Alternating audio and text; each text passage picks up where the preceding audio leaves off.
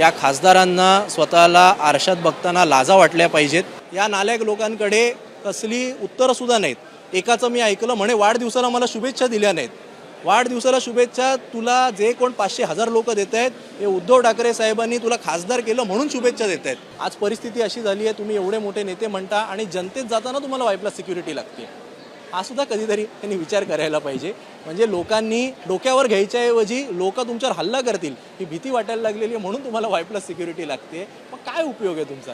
आम्हाला अपेक्षा आहे सुबह का भूला अगर घर शाम को वापस आहे तो उसको भूला नहीं कहते। जर एखाद्याचं मनाचं परिवर्तन झालं तर उद्धव ठाकरे साहेब जो काही योग्य तो निर्णय घेतील। शिवसेनेच्या 60व्या वर्धापन दिनानिमित्त SRA जनता दरबार याचं आयोजन करण्यात आलं होतं। याला आपण सगळ्यांनी पाहिलं असेल, उदंड असा प्रतिसाद नागरिकांनी दिला। वांद्रे पूर्वमध्ये गेले 20-25 वर्षांपासून अनेक पुनर्वसन प्रकल्प हे रखडलेले आहेत। मी निवडून आल्यापासून वारंवार अधिवेशनामध्ये ह्याचीच मांडणी करत होतो आणि आज अधिकारी स्वतः म्हणजे नेहमी नागरिकांना हेलपाटा माराव्या लागतात त्याच्याऐवजी अधिकारी स्वतः इकडे आले आणि त्याच्यामुळे शेकडो नागरिकांनी त्यांच्या भाड्याच्या समस्या असतील, अन्य कुठल्या समस्या असतील या मांडलेल्या आहेत।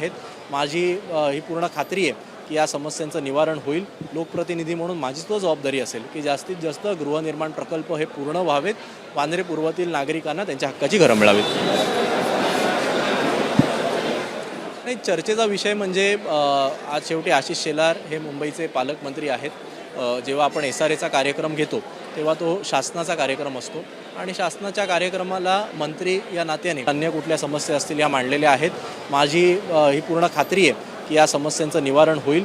लोकप्रतिनिधी म्हणून माझीच तो जबाबदारी असेल की जास्तीत जास्त गृहनिर्माण प्रकल्प हे पूर्ण व्हावेत, वांद्रे पूर्वातील नागरिकांना त्यांच्या हक्काची घरं मिळावीत। नाही, चर्चेचा विषय म्हणजे आज शेवटी आशिष शेलार हे मुंबईचे पालकमंत्री आहेत।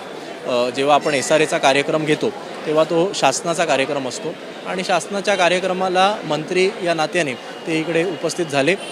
या मतदारसंघाचा लोकप्रतिनिधी या नात्याने मी त्यांचं स्वागतच करेन।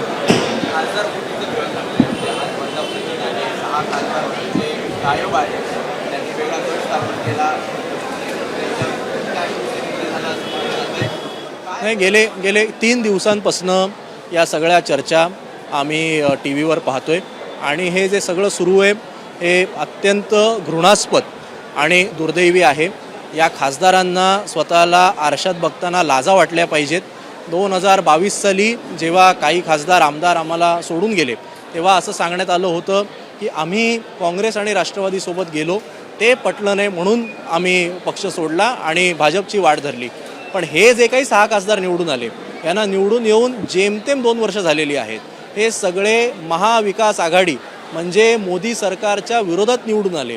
जेव्हा हे सगळे निवडणुकीला उभे होते तेव्हा मी या गोष्टीचा साक्षीदार आहे। स्वतः उद्धव ठाकरे साहेबांनी यांच्याकरता 1-1 नाही, 2-2 नाही, 3-3 नाही, 10-10 प्रचारसभा घेतल्या।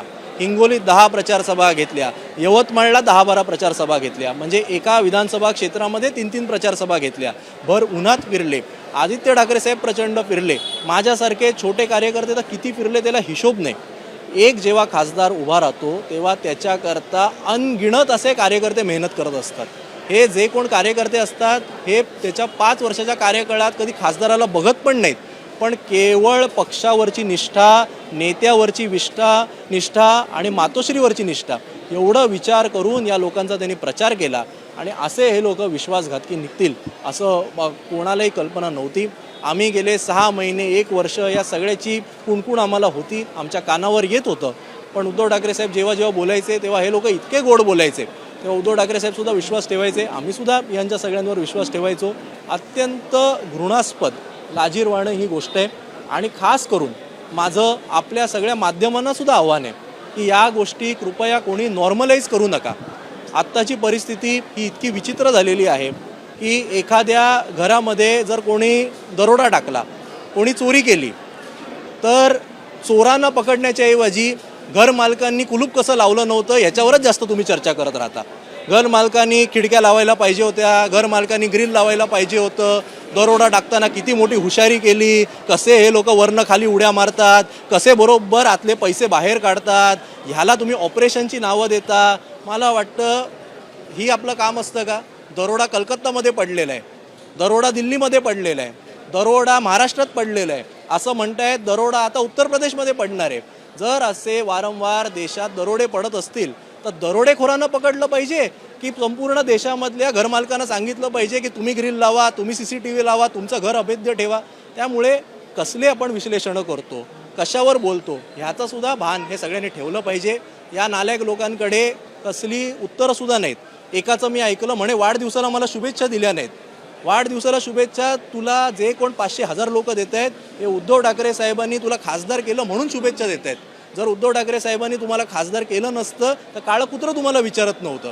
अशा या लोकांनी अजूनही विचार करायला पाहिजे. मी कोणाचंही नाव घेत नाही कारण आम्हाला असं सांगण्यात येते की अजूनही काही लोकांची मनांचं परिवर्तन हे होऊ शकतं.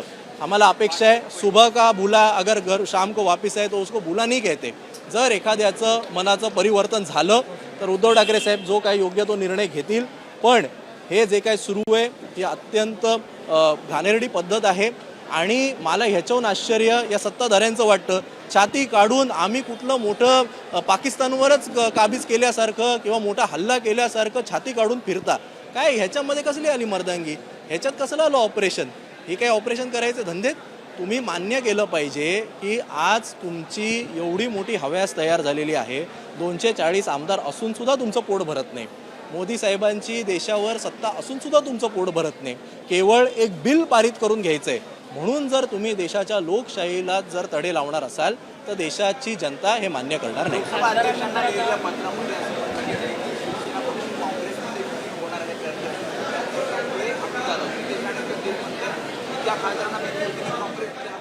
नाही, मी हे काही पत्र वाचलेलं नाही. असं आपण जर पत्र म्हणत असाल तर मी वाचलेलं नाही. पण जर असं असेल तर हे त्याहून जास्त हास्यास्पद आहे. कारण हे जे काही 6 लोक होते हे 6 लोक मी परत एकदा सांगतो हे काँग्रेस, राष्ट्रवादी काँग्रेस, शिवसेना, उद्धव बाळासाहेब ठाकरे महाविकास आघाडीमधून निवडून आले.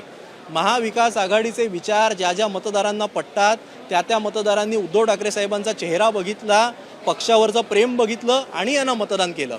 आणि त्याहूनही पलीकडचं स्वतः नितेश राणे 12 वर्ष काँग्रेसमध्ये होते, आष्टीकर काँग्रेसमध्ये होते, ओमराजे काँग्रेसमध्ये होते, संजय दिना पाटील काँग्रेसमध्ये होते, संजय देशमुख काँग्रेसमध्ये होते आणि ह्यांना काँग्रेसची एवढी ॲलर्जी झाली.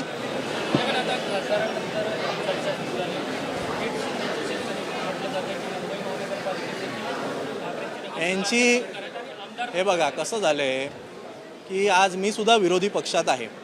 मी विरोधी पक्षात असल्या कारणानं सध्या परिस्थिती इतकी वाईट आहे की याच शिबिरामध्ये माझ्यापूर्वी आशिष शेलार साहेब इकडे आले.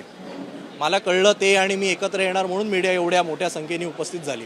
आज जर मी आणि ते एकत्र असतो आणि मी त्यांचं पालकमंत्री या नात्याने अभिनंदन केलं असतं तर तुम्ही माझ्यासुद्धा बातम्या चालवायला कधी काही लोकांनी कमी नसत्या केल्या की सरकारचं अभिनंदन वरुण सरदेसाईंनी सुद्धा केलं. त्यामुळे शेवटी एखादा नगरसेवक असतो, आम्ही आज विरोधी पक्षामध्ये आहोत, एखादं काम करायला अधिकाऱ्याला भेटावं लागतं. एखाद्या कामाकरता ज्या ज्या समित्यांचे अध्यक्ष आहेत त्यांना भेटावं लागतं. एखाद्याला भेटलं म्हणजे काय आम्ही काय सगळे आमचे नगरसेवक काय आमचे विचार, पक्षावरचं प्रेम, पक्षावरची काय निष्ठा सगळे विकणार आहोत का. हे या सत्ताधाऱ्यांना सुद्धा कळलं पाहिजे.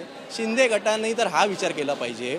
तुम्ही आमचे आमदार घेऊन गेलात, खासदार घेऊन गेलात, काय मोठे छातीडोकपणे सांगायचे 65 नगरसेवक आम्ही काय 120 नगरसेवक मुंबई महानगरपालिकेतले आमच्याकडे. भाजपसोबत जर यांची आघाडी नसती तर आत्ता यांचे किती 28-29 जेमतेम आलेत, ते 10 पण आले नसते. काय मोठ्या मोठ्या वल्गना करता. आज तुम्ही एवढं सगळं करून सुद्धा एवढे नगरसेवक घेऊन गेलात, एवढे आमदार घेऊन गेलात, एवढे खासदार घेऊन गेलात, एवढा पैशांचा वापर केला, सत्तेचा वापर केला, वेगवेगळ्या स्कीमचं नियोजन तुम्ही केलं, घोषणा केली, तरी देखील 65 नगरसेवक हे शिवसेना उद्धव बाळासाहेब ठाकरे पक्षाचे निवडून आले. माझा आमच्या या सगळ्या नगरसेवकांवर, माझा म्हणजे मी कार्यकर्ता म्हणून बोलतो, मी काही नेता नाही आहे, कार्यकर्ता म्हणून माझा पूर्ण विश्वास आहे कोणही इथे तिथे हलणार नाही. पण सत्ताधाऱ्यांनी सुद्धा आता विचार केला पाहिजे की कुठेतरी भस्म्या हा एक रोग आहे. हा जर रोग झाला असेल तर याच्यावर त्यांनी उपचार करून घेतले पाहिजेत. सारखं पाहिजे पाहिजे पाहिजे पाहिजे, हा पण पाहिजे ना तो पण पाहिजे ना हो पण पाहिजे, लोकांना हे आवडत नाही.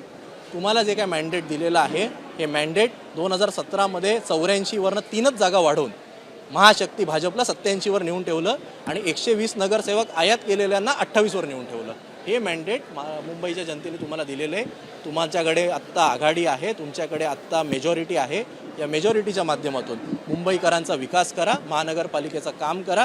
पुढापुढीचं राजकारण आता बंद झालं पाहिजे.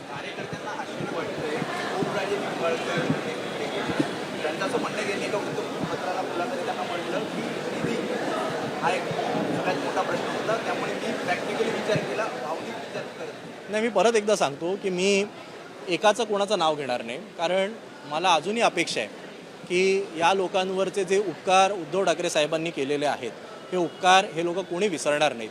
अजूनही मीडियामध्ये जरी चर्चा असली, सही झाली आहे, पत्र दिलं आहे, अमुक झालं आहे, तरी हे काही अजून उघडकीस आलेलं नाही. मी अजूनही ते अध्यक्षांना दिलेलं पत्र देखील पाहिलं नाही. मी हे जे काही 5-6 लोक आहेत यांचा अध्यक्षांसोबतचा फोटो पाहिलेला नाही, यांचं शिंदे किंवा त्यांच्या नेत्यांसोबतचा फोटो पाहिलेला नाही. त्यामुळे मी एकावर कोणावर टिप्पणी करणार नाही. माझी परत एकदा या सगळ्यांना विनंती आहे, कधीतरी डोळे बंद करून विचार करा. जर तुमच्यावर विश्वास हा उद्धव ठाकरे साहेबांनी ठेवला नसता, तर आज तुम्ही जी छाती काढून फिरता सगळीकडे, ती तुम्हाला फिरता आली असती का? आज परिस्थिती अशी झाली आहे, तुम्ही एवढे मोठे नेते म्हणता आणि जनतेत जाताना तुम्हाला वाईपला सिक्युरिटी लागते. हा सुद्धा कधीतरी त्यांनी विचार करायला पाहिजे. म्हणजे लोकांनी डोक्यावर घ्यायच्याऐवजी लोक तुमच्यावर हल्ला करतील ही भीती वाटायला लागलेली आहे, म्हणून तुम्हाला वाईपला सिक्युरिटी लागते. मग काय उपयोग आहे तुमचा? एबीपी माझा, उघडा डोळे बघा नीट.